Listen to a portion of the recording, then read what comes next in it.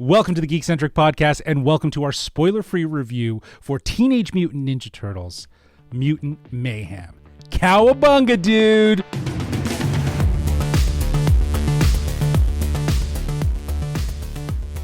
Hello, I'm J-Law, but you can call me Justin. And if you're joining us for the first time, well, we are Geekcentric, a podcast covering the world of movies, TV shows, toys, collectibles, gaming, and all things Geekcentric. Joining me for today's Mutant Mayhem review, we have two heroes in a half shell, Meg and Nate. How are you both doing? Dude, we're lean, we're green, and we're mean. Okay. Pretty much. Nice. Nice. Well, I am absolutely excited. I know you guys know that. This has been a long time coming. This is one of my most anticipated, if not my most anticipated movie of this year. And that has a lot to do with my history with the Turtles and my enjoyment with them. But, you know, before we get into things, I wanted to ask you guys, what's your history with the Turtles? How were you introduced to these iconic pizza-loving eating dudes? Meg, why don't we start with you? Well, this should be super interesting. I was introduced to the Turtles today. It's great. I obviously understand that they've been a part of our culture, or pop culture, I should say, since the comics were out and then the cartoons and movies and stuff when we were kids. But I felt like out of all of the action things that were around in our childhood, this one specifically was very boy-centric and didn't really appeal to a lot of girls. I'm sure there are girls out there who love the Teenage Mutant Ninja Turtles, but it just wasn't it didn't feel forced on me. Mm-hmm. And I think there's other things like the Power Rangers, where at least they had a couple girl Power Rangers to sort of look up to. Yeah. So it just was never a story or a group of characters that I was attracted to.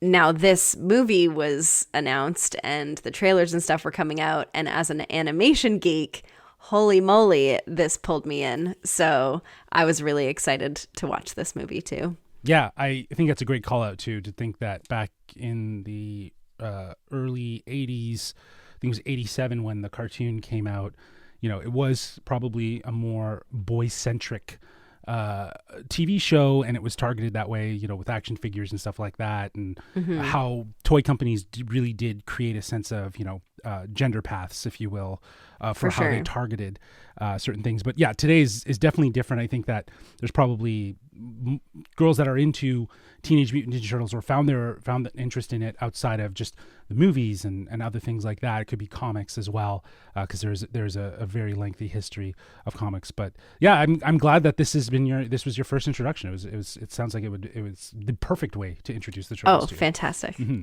Nate, how about you? I know you're wearing a big turtle shirt right now. I got my turtle shirt. You know, I would love if Venus de Milo was to ever show up in any capacity in the future of this version of the Turtles. But no, I was introduced to the Turtles through my cousin. Shout out to my cousin David, where he just those toys, the original toys for the Turtles, are the most indestructible things in the world, I think, because I just remember him chucking them around and tossing them all over the place, and they would never. Apparently, he did get in trouble for breaking a window with one of his turtles at one point. But no, that was kind of where I was introduced to them. Was just these really interesting looking action figures. I think that was the biggest thing. Was they were action figures that looked so different from anything else that I had seen before, and the characters were.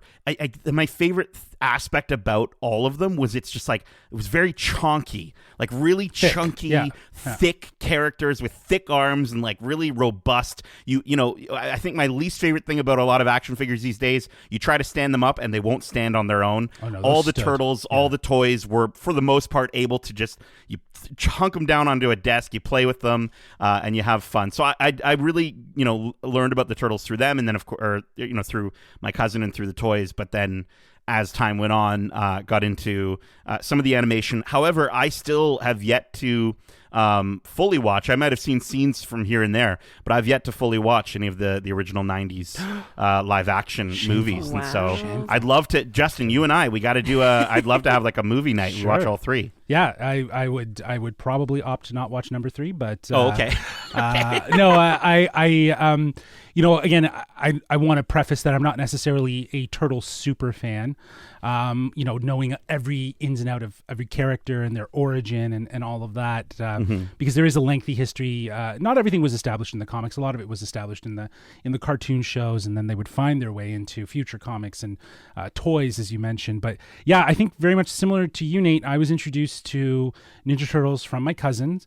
And it was the cartoon show, and then it led into the toys, which also led into the video games as well. And yeah, I think my passion and love for the Ninja Turtles really extends from a nostalgia.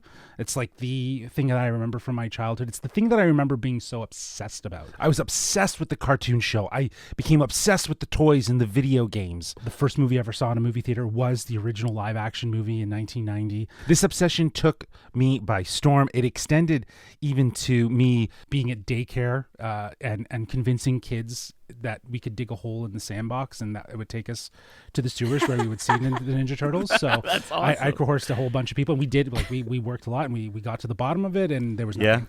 So it was a very sad story, but nonetheless, it's one of those things that I just remember being so obsessed about as a kid and loving it so wholeheartedly, which in a lot of ways branches into what we're doing now here at Geekcentric, talking about things that we love, that are so rich in fandom, that are filled with nostalgia, that bring us back.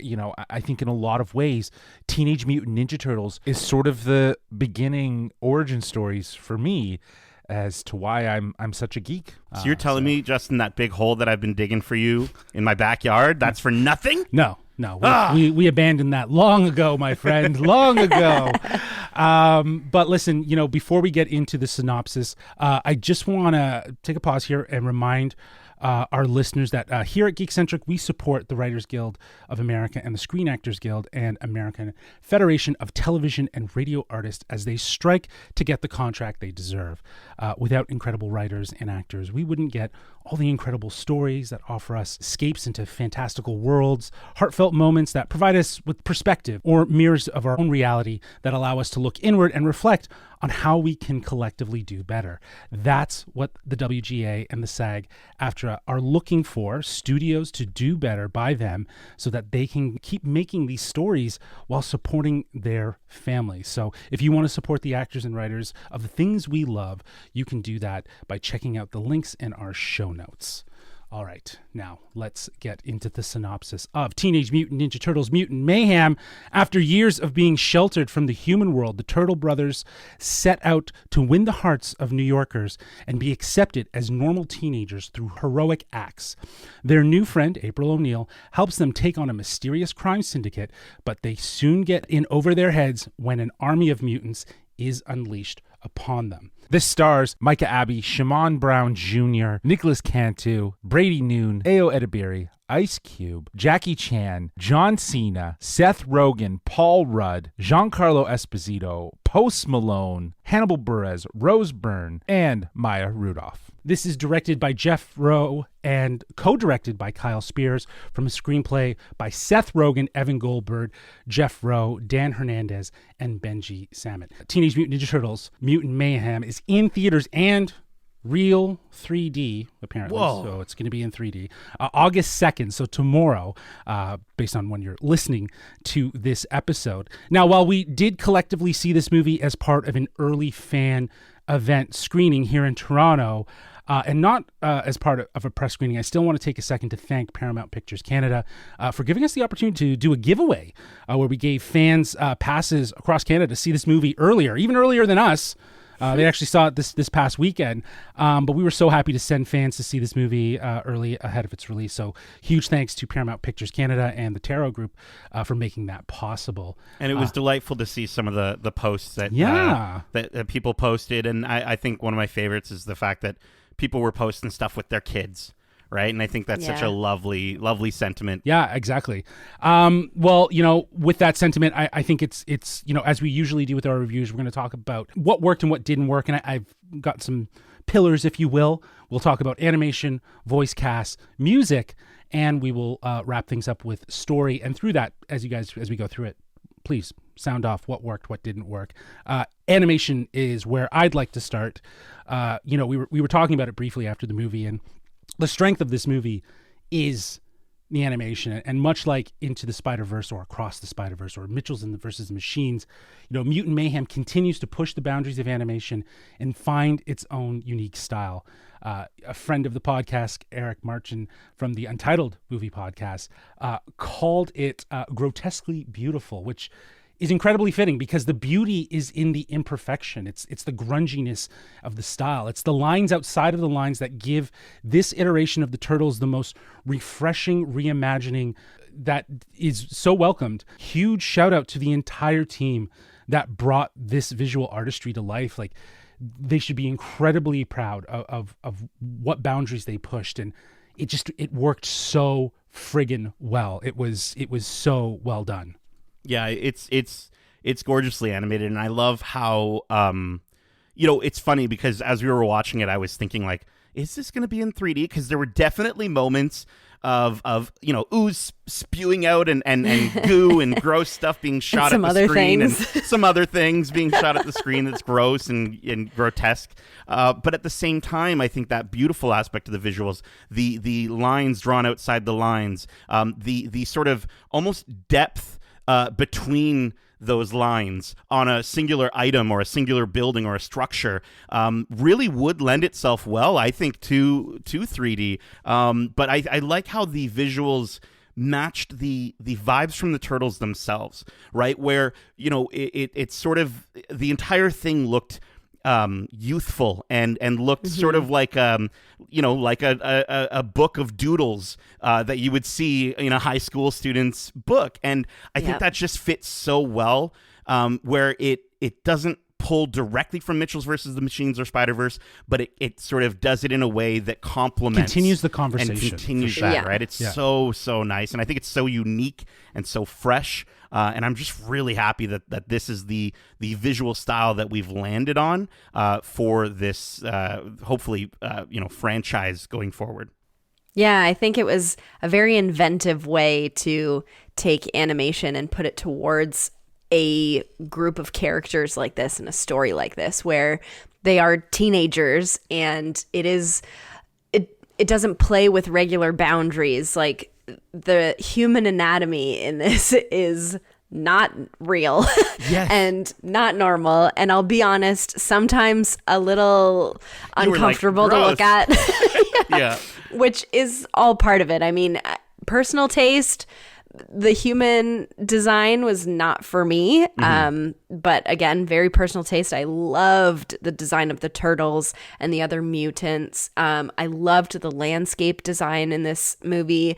It was really beautiful to watch some of the what you would call special effects, I guess, when there were explosions happening. The clouds of dust that came out had like scribbles in it to make it doodles, feel like cloud of dust instead of actually being a cloud. It was so cool. It was exciting to watch. The texture, like you were saying, the grunge of the design was really, really intriguing to look at. And I would also say maybe a little too much movement sometimes with how intense the design was.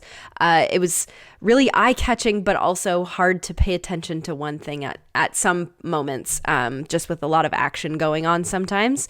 But again, really graphically cool to look at. I would say cool. Yeah. Well, I think it's that character modeling that sort of fuels that sort of nostalgic feeling, right? In the sense that like, and I don't just mean like the Turtles animation specifically of the 80s and 90s, but I liked how I was on the opposite side of you there, Megan, with the humans, where I liked there was no consistent shape. It reminded me a lot of shows like Hey Arnold and Beavis and Butthead, where you would just sort of have like there's a character in this that the neck doesn't separate from the head. Like there's no chin. It's just the weirdest looking thing. But it just, I don't know, something in me just sort of brought me back to that place of those cartoons that I would watch growing up. And because the characters, I think both in this and in those cartoons, are so captivating and so much fun, and there's so much sort of vibrancy to how, you know, cartoony and animated they were. I wasn't, you know, upset by it, or it didn't, at no point in time was I like, man, these aren't humans. What? Like, it all fits in that world, and I thought it was really fun. I think it's also kind of in a way to design the humans as imperfect. Totally. You know what I mean? And I think that like the turtles are designed pretty clean, and all of their looks are very reminiscent of past iterations of the turtles. Like, for instance, Leonardo's look felt very similar to Leonardo from the live action movies in the 90s, whereas Raphael obviously looks more like the current iterations from like the Nickelodeon cartoons, a bit thicker, a bit taller, full bandana. And the same can be said about Donnie, whose look felt very reminiscent to that of the Nickelodeon cartoons, you know, the glasses over top of the bandana. And Mikey, I love the addition of braces. I like that he's also still shorter than the rest of the turtles, very similar to the live action movies. But I also really love the color palette. I think the color palette for each of the turtles is great, very unique. They're not all the same green, which is fantastic. And while we're talking about color palette, I think a lot can be said about the color palette of this world. I mentioned the word grunge. You mentioned it as well, Meg. I think that extends into the color palette as well. There's a level of grunge and murkiness and darkness that New York is sort of painted in. And there's these right amount of pops of color in the right places that just kind of break that. There's moments within this movie where there is like this sort of neon black light vibe that goes on that really helps to elevate and enhance, again, all the colors. It's incredible that this movie can be both dark and bright and vibrant all at the same time, while still giving a really authentic approach to the lighting and the spatial environment that feels gritty and real and very reminiscent of the original live-action 1990s movie. See, I think that for me, that was maybe the only part that I sort of was taken back a little bit by with the visual style was. I think there is a lot of this movie, and I get it, don't get me wrong. They can't go against the brand. Like the turtles have to remain hidden in the shadows. They have to, you know, it's in the sewers. Like I completely understand at night. But I just felt like, and this is something I think that absolutely will be resolved, you know, with hopefully that forthcoming animated show and hopefully sequel. As colorful as the movie is with purples and greens, I think my favorite visuals were when the characters were standing near fire or near a street lamp, and you get those pops of orange, and the world is a little bit brighter. And I completely understand that, like, thematically as well, even to a degree narratively, yes. I think the use of that is purposeful. I completely understand that. I just, for myself, I think, you know, for the incredible work that these artists are doing and these background artists are doing as well, I think I would be able to appreciate that work a little bit more if the movie was lit just a little bit better. But again, that's a minor gripe for me from a visual standpoint. Yeah, I think the color was meant to set the mood, though, depending on what scene you're in. Like you were saying, there's it feels like they're in a black light scene. It sets this like uncomfortable, I'm not sure if I should be here kind of vibe. And then the bright orange tones of fire around them. Some moments where it's almost like pitch black in the entire background of the scene, and then one neon color shining on all of them, so it's almost this like overtone on top of their regular color script. I don't know, I agree with you, Justin. The color sorry, Nate, but the color of the film was really cool to see take all these different arcs. I just wonder if that murkiness that you described earlier, Megan, I'm wondering if that would have been a solve for this. Is to have a little bit more light. Maybe you would have seen the movement. The movement would have been, right? Yeah. That's kind of where I was going with that. I think a lot of it does have to do with tonally taking this iteration of the Turtles outside of the poppy, overly kid, you know, vibrancy that the franchise has kind of committed to. Like we Sure. I think it was last year we watched the Rise of the Teenage Mutant Ninja Turtles, the movie, which was very traditional Nickelodeon animation, vibrant colors. But in this movie, they're playing with mood, lighting, and colors that feels more reminiscent of the original 1990s live action movie, which like it's all about the shadows. What that movie, even though it was so many years ago, what a lot of fans, or at least for myself, I'll speak for myself here, what I appreciated is that it attempted to take itself seriously by ingraining it in a real world lighting situation, and it felt very authentic to that. And if that's what they were going for, then yeah. And I think that's what they were going for with this. And I think, it in a lot of ways, like we're saying, it's Dark Knight-ish, if you will, in some of its tendencies. But there's so much life that comes off of the screen. And a lot of that has to do with the fantastic voice cast that we get. I listed off all of them. And I think collectively they all come together, but I'm just going to say this about the voice cast. The beauty of all of these performances is the improvisation in the dialogue, the authentic, real moments that match the animation's imperfections at times. Teenagers talking over one another at moments, or things that feel like they could have been accidents in the sound booth found their way into this movie that feel, again, more authentic and deliver a real comedic moment. I think that is the beauty of this voice cast, apart from just performances. I'm sure you guys will list some of your favorites, but high level, this is teenagers. These are teenagers. Yeah. The Turtles are teenagers the first time, and I think Seth Rogen has pitched it perfectly. Every iteration has been of men as teenagers. This is teenagers as teenagers, and it really, really works. And they truly let them be teenagers. Yes. I think one of the best idea they had was putting those 4 kids in a room while they recorded together.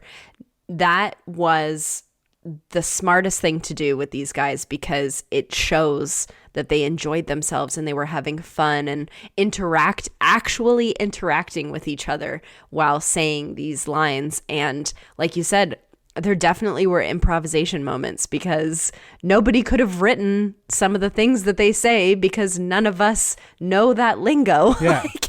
But going off that, Megan, I completely agree with you, and I think it's it's one thing to sort of see a performance of actors acting and say, wow, their chemistry is so strong.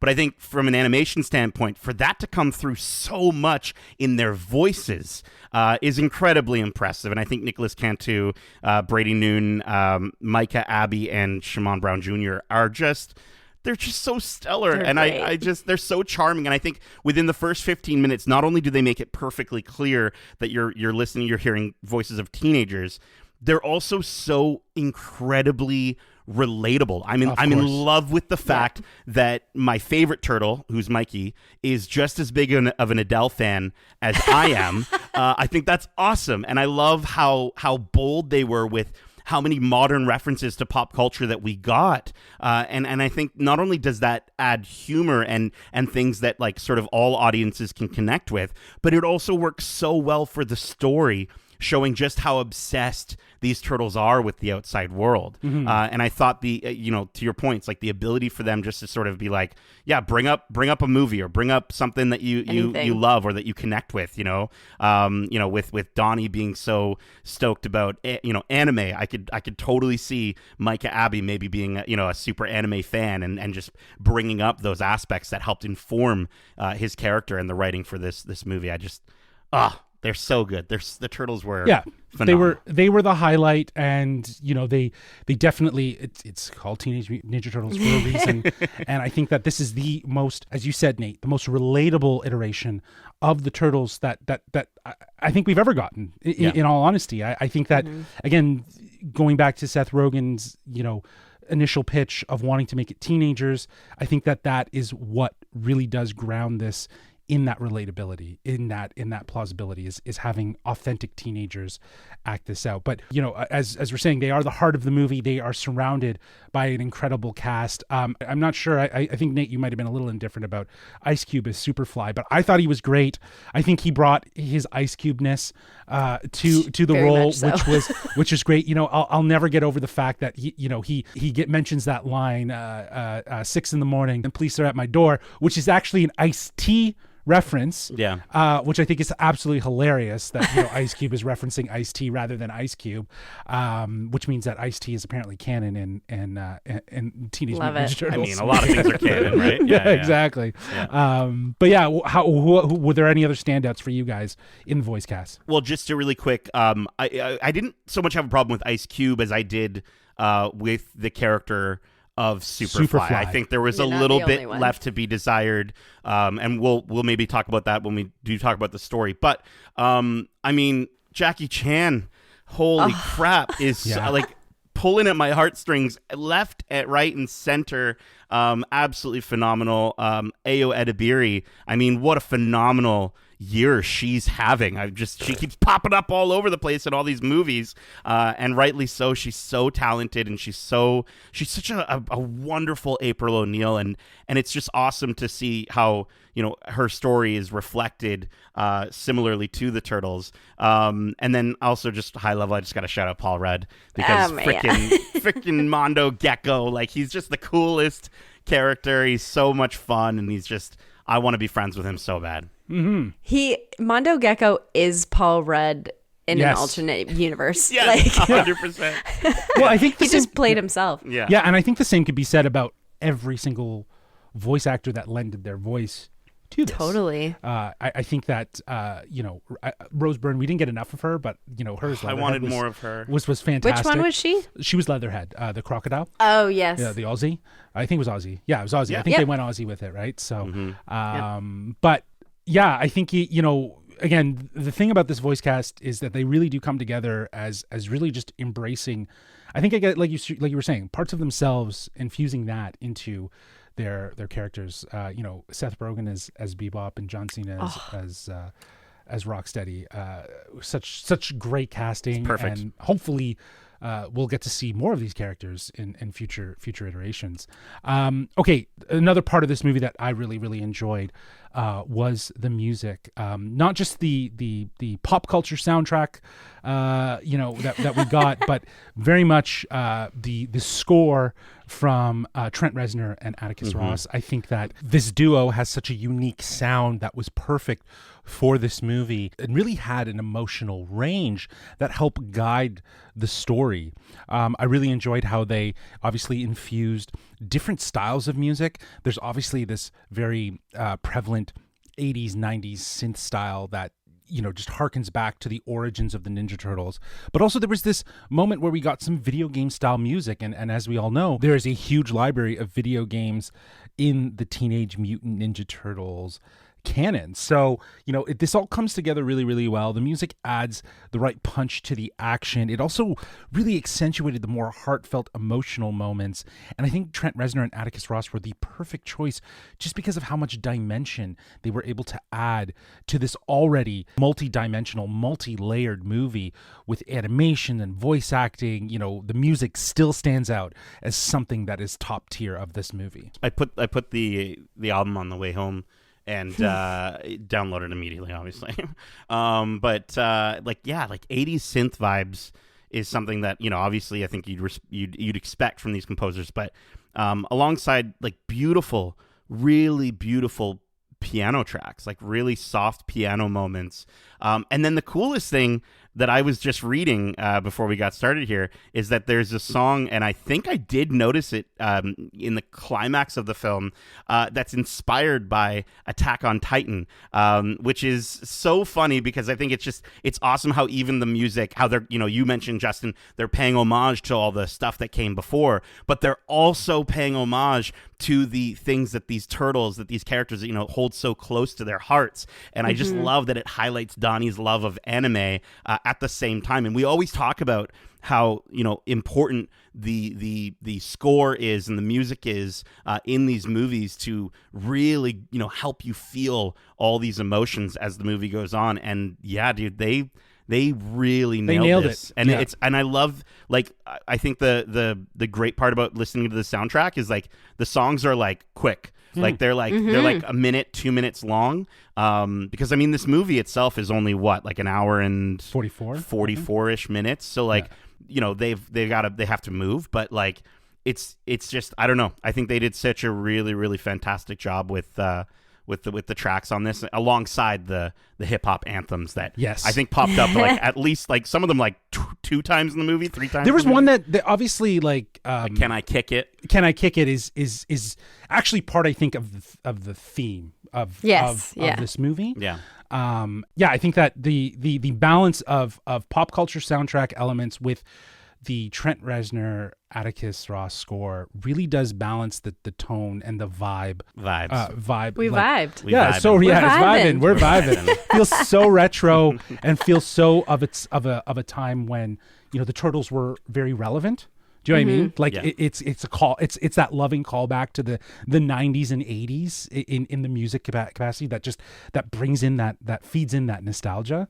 And I will say there is an Easter egg for a Ninja Turtle song, which if anyone who's a fan of Ninja Turtles, they'll catch it. Ooh. That's cool. Yeah. Yeah, it was a great soundtrack to listen to, and it really helped. It helped tell the story, as most soundtracks do. But Yeah. I felt like it was that music that you notice but you don't notice because it just works perfectly, and it did not leave me saying what's going on. Yeah. Yeah, for sure. I think again, yeah, it's a layer that adds so much more to this movie, and it's just so uniquely different. I know Trent Reznor and Atticus Ross they did Soul, didn't they? They did Soul. That's where that piano comes from. For Yeah, sure. exactly. So, Okay. and I think that the fact that they were able to bring that sensibility, but also bring a lot of like, I don't know, I hear a lot of like The Social Network, the stuff that they did there with that sort of frantic, you know, synthy sort of vibes, but then, you know, bring us into some very heartfelt moments, like you were saying, Nate. It's just tonally, it had such range. A little bit of Spider-Verse inspiration. Yeah, absolutely. Yeah. A little bit. For sure. No gooses, but No, you know, but there was some No. record scratches For for sure. sure. Yeah. And yeah, shout out to Four Non Blondes and BTS. That's all I'm Yes, gonna say. BTS for sure. BTS. Okay, so last thing, let's talk about the story, because I think this is where we will probably collectively have what worked and what didn't work, and more so before we get into our final thoughts. So, you know, I think just to kind of kick things off with the story, I think it's not perfect. It's definitely not perfect, but they got more right than they did wrong. And I think the problem with the story is that in a lot of ways it feels very stop and go towards the end.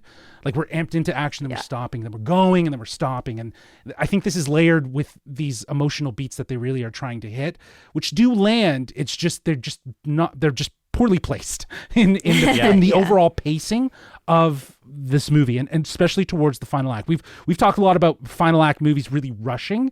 I feel like this didn't necessarily rush. It just kind of like felt very stop and go until we got to the end, which just made for a very clunky third act, in my opinion. I think the third act of this movie, the final big sequence that you would expect, wasn't surprising. It was very much what you'd expect from, you know, sort of this sort of animated but also origin story of the Turtles, right? Yes. I will say, on a positive side for that story, there's a really just simple theme, and the theme is acceptance.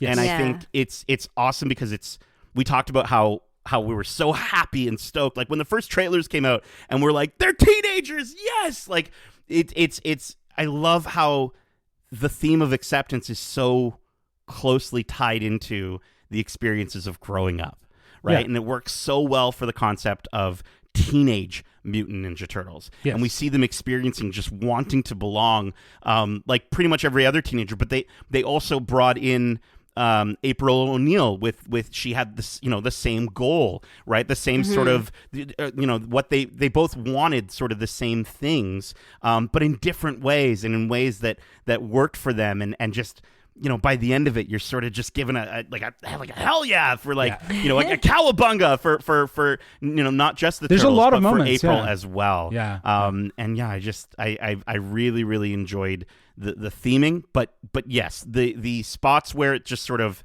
like normally I don't like to check my watch when I'm in a movie. If I do, that means that something's not working right for me. And there were definitely a few moments where I checked my watch. Yeah, I as somebody who has never had any sort of reference to the Teenage Mutant Ninja Turtles before, I am thankful that there was a like origin story in this movie. I did get to learn who they were and where they came from and how they became who they are. So I'm thankful for that. And I love the teen silliness, the teen boy humor is fantastic and so great, but also layered with this like super heartfelt story that is relatable to anybody who has ever been a teenager before. And I think that shone a lot in this movie. But I mean, I totally agree with both of you. It definitely started to lag in that third act. I didn't know if it was just because I had to really pee, but I was like trying so hard not to pull my phone out of my bag to check what time it was, because I was like, this is a short movie. It shouldn't feel like I'm like, when's it ending? No, I don't think the timing, like the length of it was the problem, but I think as we were talking about, it's sort of the balance and pacing of these of this larger theme story, which you guys are absolutely right. Like they nail that. They nail the idea of brotherhood. They nail the idea of acceptance. These are strong themes that, as you both have mentioned, makes it super relatable to all audiences. And I think that's going to be the crowning achievement of this movie, is how it's able to take the Turtles and make them super relatable for right now with a core theme. And a lot of that has to do with, in my opinion, with Seth Rogen's sensibility of doing these coming of age stories. This had super bad vibes to it. Yeah. In my opinion. Absolutely. It's one of the most successful teen comedy movies ever. So, to have that formula sort of layered in and interjected in this animated movie that doesn't go as crude as Superbad, but still has fun with it, and the idea that they are teenagers, somewhat sensible teenagers. I think that has a lot to do with that vision in that direction of keeping it focused on teenagers, starting with Rogen and his ability to do that. But I honestly think that the outside of the pacing issues, they nailed so much right with how they depicted the Turtles. For example, in past iterations, we see Leonardo as already a full-fledged leader. And here he's kind of discovering himself. He's learning how to become a leader, how to earn the respect of his brothers while they mock him and make fun of him. And there's this great moment where you see him be this leader and see him become this leader. But the same can be said about all the Turtles. They're all really trying to figure themselves out. They're not those completed turtle heroes that, we've seen in other iterations. They're still figuring their shit out. And I think that is such a interesting way to layer that in as part of their origin story as teenagers trying to figure themselves out and understand themselves and who they are as heroes, and tying in this theme of wanting to seek acceptance from others. And we do get to see growth not only from the Turtles, not only from April O'Neil, but also from Splinter as well. And I really love the aspect, the sort of the growth that he goes through as a father. And I will try to be as this is spoiler free, don't worry. I will say though, with Superfly, I as much as I enjoyed Ice Cube in the role, and I think that's such a Superfly, like it's perfect. I do find that the way that they sort of wrote that character was just it was a little more surface level than I would have wanted them to. I think they do a really interesting thing to tie his experience to another character's experience, and I don't want to spoil it, but I just think that as great as that was, the final end result and that sort of third act, just as I said, you're not going to be surprised from it. It was very conventional. It felt very first movie. And I get it. It's the first movie. But I think where the success is in giving us a movie that so perfectly gives us an origin story that, you know, diehard fans are like, this is so much fun. I don't even care that I'm seeing it for the 900th time. But still introduces new people. I think that's such a huge success. The sort of where they lost me with the villain was just it was made even more apparent, I think. I also think that there were too many characters involved with Superfly. Like, I don't know if all of them are references to comics, to the old, they're know, like if all they're toys that were made up because they needed to make money. Well, yes and no. I know toys are obviously a big part of the Ninja Turtles lore, but comic books, video games, sure, they went to the pool and they pulled a lot of characters for this. Yeah, I felt like maybe we would have been able to capitalize on Superfly a little bit more if there weren't so many characters like fogging his story. And like, I also think it's a disservice to those voice actors that they got like 5 lines throughout the entire movie, maybe, and I can't really remember all of them. Yeah, but as somebody who doesn't know anything about the stories, they're a lot of fun, but maybe those characters could have been introduced in the series in certain episodes or something like that. Sure. Yeah. Well, what I will say about, because you guys have mentioned the origin story, the origin story I actually thought was one of the more refreshing parts. They had liberties with it. They switched some things up. They didn't give you everything. And usually there's certain characters that are associated with the origin story. The Shredder was not a thing. And the reality of talking about mutants and talking about what they actually are, that was the sequel in to the 1990 movie Secret of the OOZE.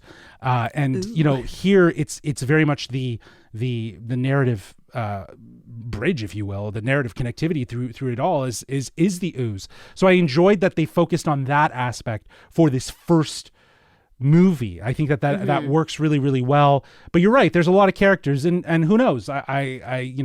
It would be great to see how those characters come back in some capacity, because many of them are bound to in some ways. So I think, again, while not perfect, it got a lot of things right, and it still had fun with it. And you're going to laugh your face off. Oh, dude, the humor in it is funny. just so funny. It's the perfect example of a great summer movie, because it's got the comedy, it's got the heart, and it's got the action. Yeah. So and the action too. Truly all ages. Yeah, so exactly. Truly. Yeah. So good. There is all I want to do just really quickly.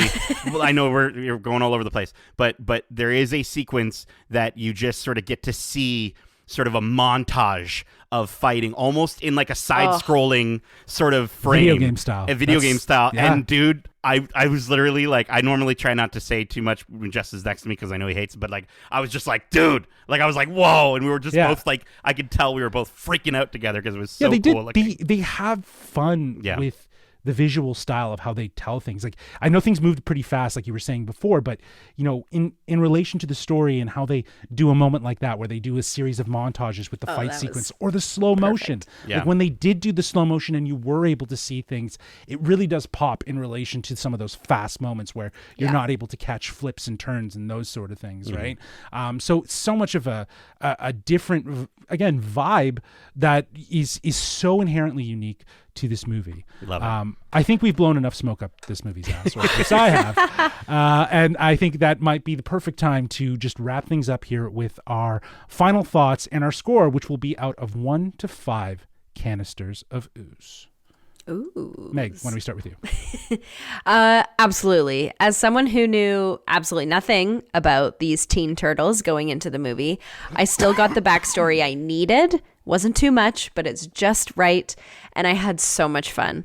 From the dazzling action sequence, like we literally just talked about, to the super sketchy art style, this was a super creative blast of nostalgia and pop culture all in one big bin of ooze.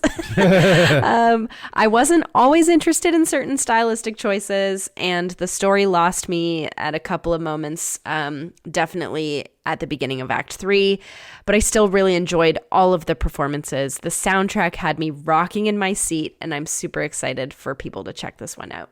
So I am going to be giving this a 4 out of 5 giant barrels of ooze. Whoa. canisters? They were supposed to be canisters. But if you want to put that in giant barrels, I mean, I'm sure that's more ooze. I don't know what you're cooking, but yeah. Nate, how about yourself? Well, let me just be the first to say this movie oozes with charm. Oh my God. Sorry. I had to make sure I said that one. No, you know what? This movie is every Turtle fan's dream. I think it's a wonderful adaptation, and it's a wonderful introduction. We've got fans that have been fans since the 80s and the 90s, and then, like I was saying at the top of the show, they get to introduce this to their kids, their loved ones, and just loved ones like Megan, who've just never experienced the Turtles before. And I think it's awesome because this version of the characters, I think more than ever, show just how well they stand the test of time. They're just so well adapted, and I think the movie perfectly blends nostalgia with modern day references and modern comedy that gives a refreshing but at the same time authentic representation of the Turtles that we haven't had on the big screen since the 90s. And I think that's a really hard thing to pull off. The true authentic for the fans and the new for the people joining for the first time. That's not an easy thing to pull off, and I really think they did it. I adored my time with this movie, and as we were just saying, like, you're gonna laugh so much. The cast was excellent, and really, I think the entire cast gave a lot to set up this world for these characters going forward, and I really hope, to your point, Megan, that we do get to sort of see some of the additional cast shine a little bit more in the future. I think the plot, as we were saying, a little loose, messy in the middle and third act, but the fact that they were able to tell an origin story, as I was saying, that Turtle fans have heard so many times, but they do it differently, and still be able to introduce these new audiences to it at the same time is absolutely rad. And the soundtrack, come on, it's so good. It's the previous scores, it's the themes, it's the modern hip hop anthems, and then Donnie's love of anime infused in there. This year is it's a banger year for animation. Like, it's just crazy how good animation has been this year, and it's going to be insane at the Oscars, and just going forward, just to see what anyone can win, and I think I'd be so happy and so proud for these teams. So I'm going to give Teenage Mutant Ninja Turtles a solid, rock steady 4 out of 5 canisters of ooze. Not giant barrels? Giant, massive oceanfuls of ooze. Awesome. Yeah, it's interesting because the Turtle fan in me wants to give this obviously a 5 out of 5. I think that this is perfection in terms of the realization of the characters, the way they told the origin story, the way they made it fun, relatable, personable, and that has a lot to do with the vision of focusing on the teenagers. The voice acting was top notch. It brought back nostalgic vibes but with this refreshingly unique animation style that is just a huge celebration of wanting to tell this story at a time when I think it's the most relatable. I think it's the most relevant as well.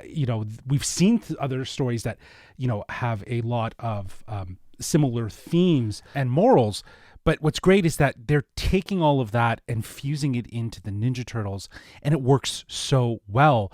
And to your point, Nate, that's what makes the Turtles stand the test of time and really, the most relatable and relevant story that we've ever seen. Now, I've always wanted to see a live-action Ninja Turtles movie again. That's sort of in the same vein as the 1990s original that took itself seriously, that gave it the Nolan vibes, if you will, right? The Michael Bay one didn't work for you, Justin? No, those were all awful. And I think, a sense of practical effects and stuff like that. And what's really interesting about at least this animated movie is that if that never happens, we still have this fantastic iteration that embraces that original 1990s live action movie, but takes it further with, again, more stronger themes and using animation as a means to tell a very unique story and also give this movie a very unique style. And of course, we know we're going to get a series on Paramount Plus. We're going to get a sequel. So this movie is going to do well. I think that it's going to grab the new fans, like you were saying, Nate, but it's also going to hit the Turtle fans really well, like myself. Hard in the but shell. yeah, there are. Yeah, it's going to hit them right in the shell. It's going to hit them right in the shell. There you go. I came up with that. But look, like we were saying, it's not perfect. I think it suffers from a clunky middle and third act that just felt very stop and go. Like you were mentioning, Nate, Superfly's character seems really basic and really only served a purpose in a one moment when there's a realization that two characters have more in common than they would think. But while that really worked, and many of the themes and the points that they were driving home do land, I think, again, this mixture of trying to infuse, over-the-top action with heartfelt moments, it just felt like a mishmash, and it affected the pacing, kind of stinted the action. But that said, this did not affect my enjoyment of the movie. I really loved this movie, and like I was saying, they got more things right than they did wrong. This is probably one of the best iterations of the Ninja Turtles, and I think fans are going to love it. So for that reason, I'm giving this movie a 4.5 out of 5. Okay, canisters okay. of ooze. I That ooze really is loved dripping it. out. That dripping. extra point, but that extra 0.5 does stem from, I guess I will just say it, a very biased nature of loving this movie as a Turtles fan. I think that there's so much it got right, and I enjoy it. So this was a great time, and it definitely didn't disappoint as my most anticipated for 2023. Boom. Cool. Yeah. Awesome. Amazing. Well, that is it for us. We hope you enjoyed our spoiler-free review for Teenage Mutant Ninja Turtles Mutant Mayhem, which is in theaters August 2nd, and Real D 3D, which is tomorrow. So you can get your tickets if you haven't already. And once you see the movie, if you want to let us know your thoughts, what turtle was your favorite, who was your favorite mutant outside of the Turtles, well, you can reach us at wearegeekcentric@gmail.com. That's wearegeekcentric@gmail.com. Or if that feels like you're living in a sewer, you can reach out to us on, what do they call it now? Twitter?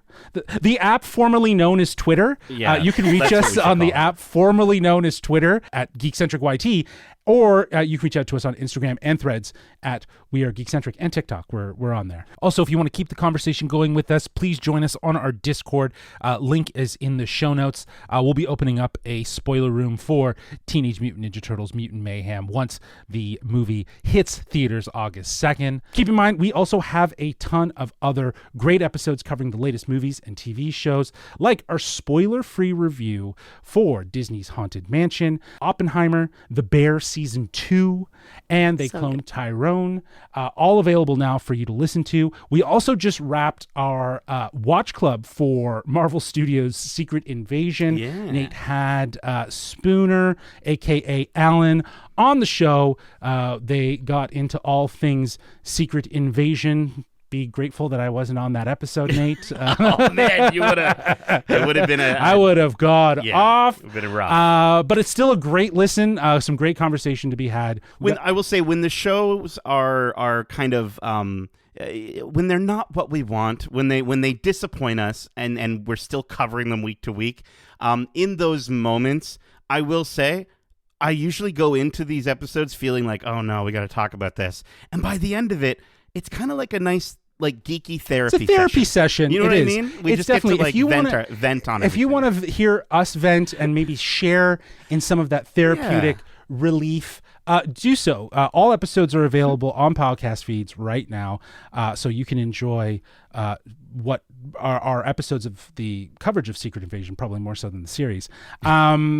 Listen, we got a lot more on the way. We got another watch club around the corner for Ahsoka. We got some more spoiler-free reviews for Only Murders in the Building, and we will probably be bringing back This Week in Geek over the next couple of weeks to kind of facilitate some more news discussions. Nate, Meg, thank you so much for joining me for this spoiler-free review. And as we say, it's pizza time. Love ya. Bye. Peace.